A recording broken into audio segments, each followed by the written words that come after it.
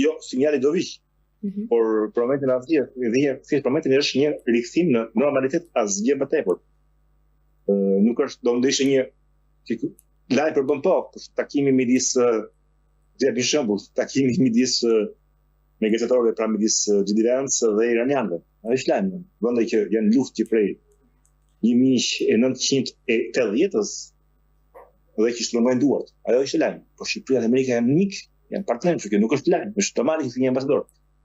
Por mesazhi që pres që më të vijë është konfirmimi I ngrohjes së marrëdhënieve midis kësaj administrate Trump dhe Edi Ramës për arsye për mendimin tim financiare, për arsye interesash personale, sesa për arsye të tjera.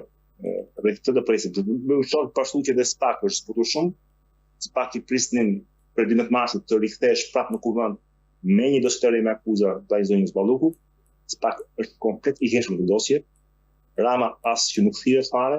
Sot ndajmë më duket që para një lajm që erdhi nga Parisi, nga Franca, fotura nga Le Figaro, kur drejtësia franceze, SPAK-u francez ka shkuar për blastisje në thonjza për kontroll, pretim në pallatin e Elizes, në zyrat e Emmanuel Macronit, imagjinoni këtë në Shqipëri, ishte një diçka I pa imagjinueshme.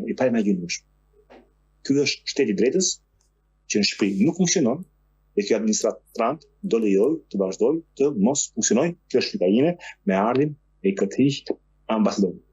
Sepse në vizoj që kur ndodhi ajo në parlament votimi për të mos hequr imunitetin ndaj zonjës Balluku në 18 mars, shumica e ambasadave perëndimore të rrituara në Tiranë reaguan me komunike të ashpra të drejtë për drejta, SBA heshtu.